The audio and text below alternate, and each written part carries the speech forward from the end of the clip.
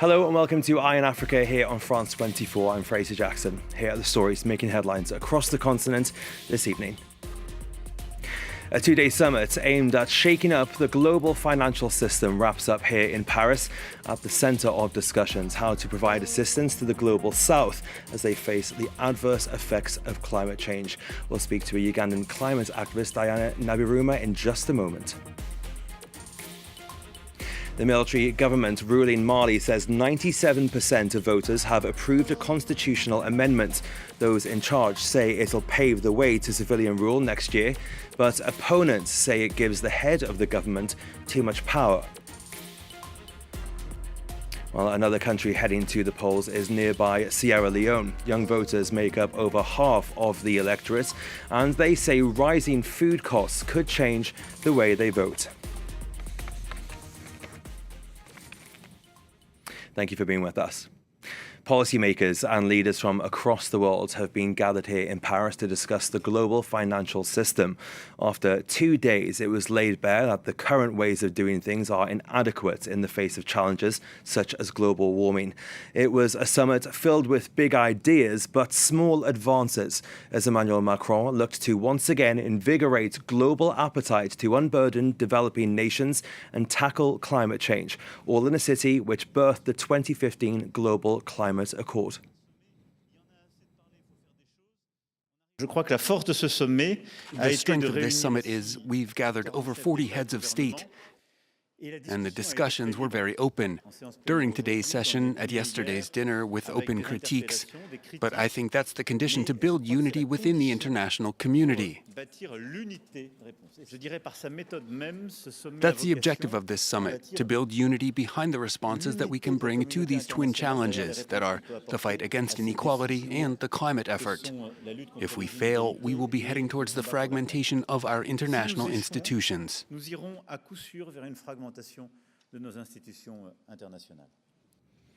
Well, joining me now on set is someone who has been watching that summit closely and also someone who's heavily involved in shaping Africa's energy future through the Africa Institute for Energy Governance. Diana Nabiruma, thank you so much for joining us here on France 24 this evening. Climate change has been a big focus of this conference, and one of the things highlighted the most was the need for investment into green technology in Africa. I want to just take a listen to the president of your neighbour, Kenya, for a moment. Just take a listen to this. This is not about North versus South. It is not about emitters or non-emitters. It's not about the rich versus poor, climate guilty or innocent, and the powerful or the powerless. It's about all of us, big and small. So you heard Ruto there saying it's about all of us, big and small, talking about unity across the continent and beyond. Why is it so vital that the problem of climate financing is tackled globally and not just by individual nations? Well, thank you for that question. The climate crisis is a global crisis, and therefore any efforts to tackle it must be global. But we also must recognize that different countries have different capacities to handle the crisis, with the countries in the global south having less capacities and less financial capacity to handle the crisis. They therefore must be supported by their global peers to ensure that we all move together and address the crisis. We all know that Africa is oil rich, but what untapped potential does the continent have in renewable energy sources? Well, I've seen figures indicating that Africa has 39% of the world's renewable energy. But unfortunately, the financial flows to the renewable energy sector are very limited. IRENA, or the International Renewable Energy Agency, says that between 2010 and 2020, only 2.4% of investments that were made in renewable energy went to Africa. This is very little, yet Africa is one of the most energy poor continents in the world. So we need to do better. But of course, more money is being funneled into non-renewable energies. One of the projects you've railed against the most is the EACOP pipeline that runs through Tanzania and Uganda. The project has also been slammed by the European Parliament as well. What do you think about this project, which has been one of the backers is TotalEnergies, the French company? What do you think about Macron holding this climate conference here in Paris while a French company is being responsible for potential environmental disasters and more elsewhere? That's a very good question, and you'd hope that the political and other leadership of France would engage TotalEnergies to ensure that instead of pushing for oil and gas investments in Africa, because it isn't only about Uganda, TotalEnergies is also in Mozambique and is pushing for gas. They are in Uganda pushing for oil and gas exploitation and for the ECOP, which is a very catastrophic project.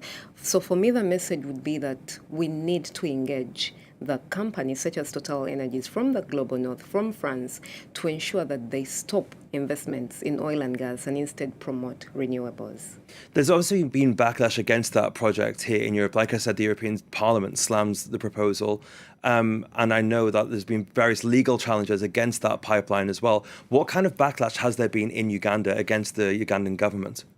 Well, first of all, I'll speak about the frontline communities because over 90% of the work that Afiego does is with the communities whose land is being taken for the project.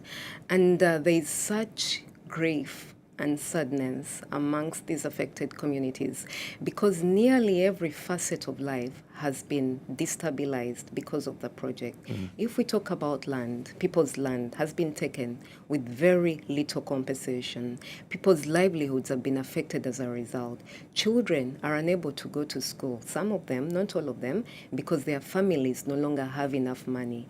Elderly people are suffering because they are afraid of living near a pipeline. So a lot has happened, and there's real grief and sadness amongst the frontline communities. And the pipeline is also passing through natural parks and wildlife protected areas as well. What does the Ugandan government therefore have to gain from having this project in Uganda? And any gain that it does have, could that not have been offset by a new renewable source? Yes, so the Ugandan government argues that money would be made from the oil and gas exploitation efforts and the pipeline.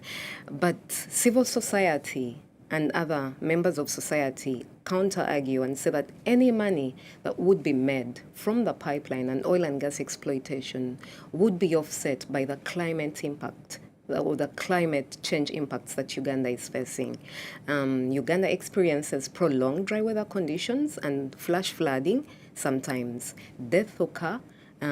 Food stress occurs, damage to public infrastructure occurs as a result. So the social cost of addressing the climate change impacts in Uganda is high and therefore any money that could be made from the ECOP could be undone, or the profits enjoyed could be undone because of the social cost of the pipeline and climate change in general. Diana, thank you so much for joining us here on France 24. Enjoy the rest of your time in Paris, and thank you for being with us once again. Thank you too. Thanks for hosting me.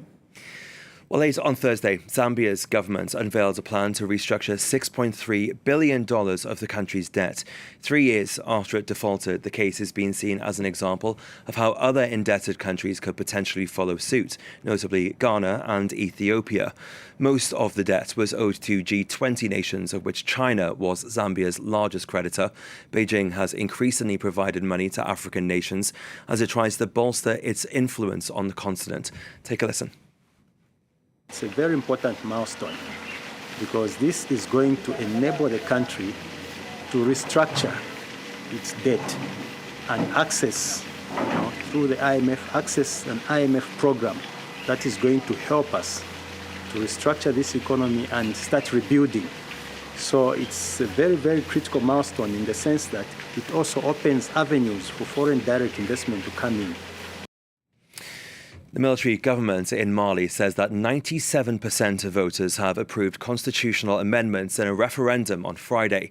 Regional powers, as well as those in power in Bamako, backed the changes. They say it'll pave the way for elections and a return to civilian rule in 2024. But opponents of the vote said that the changes give too much power to the president of the military government. International observers are seeing the vote as a test of whether the government will stick to the roadmap to transition. Voters in Sierra Leone are heading to the polls on Saturday. Over half of those registered are between the ages of 18 and 35. As Yinka Oyatade reports, a lot of them are worried about rising food prices and inflation, and that could impact which way they vote. Skyrocketing inflation, massive unemployment and a depreciating currency.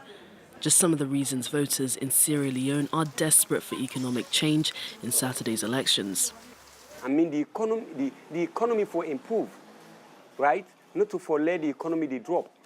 They're talking about dollar, how much you change $100, but that's not a main issue. But that thing is, by the special grace of God, when me go cast me vote, I pray that, and I believe, say, the economy for change. High cost of living is topping concerns for voters, with year-on-year inflation hitting 43% in April. The ruling Sierra Leone People's Party blamed the economic woes on the fallout from the pandemic and the war in Ukraine. But many point the finger at President Julius Maada Bio, yet the incumbent is seen as the front-runner in this race. He's promised to create 500,000 jobs for young people if re-elected. We're not a responsible party. With our responsible people, we made a promise also, and we deliver all the promises we'll make. Bio's 12 contenders beg to differ. The president's biggest challenger, Samura Karama, who's leading the All People Congress Party, says he'll revamp the economy as well as the agriculture and mining sector. The 72-year-old is currently on trial on corruption charges, but denies all wrongdoing. While the run-up to these elections has been largely peaceful, there has been some violence. On Wednesday, police resorted to using tear gas to disperse crowds of supporters of the APC as they demanded that the chief electoral commissioner step down, accusing him of bias in favour of the ruling party. Several countries, including the United Kingdom and the United States, have called for peace. Well, that's it for Eye in Africa. Thank you so much for staying tuned. But stay tuned to France 24. More is up next.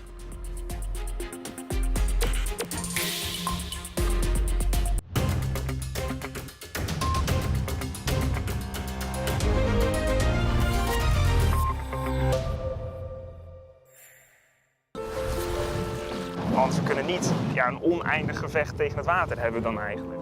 In the Netherlands, global warming looms large over the population. Rising waters are a constant concern for a country traumatized by its past.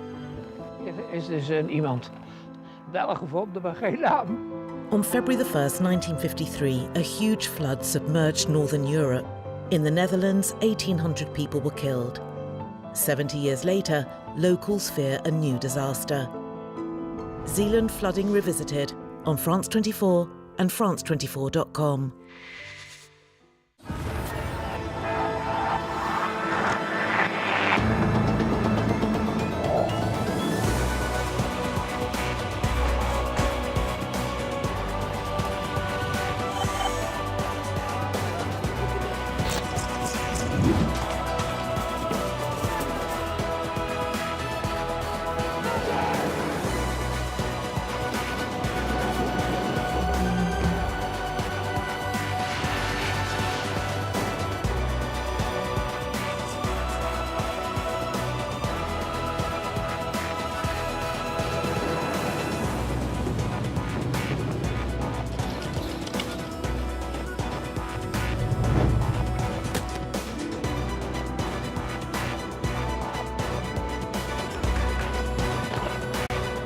France 24, your window on the world. Liberté, égalité, actualité.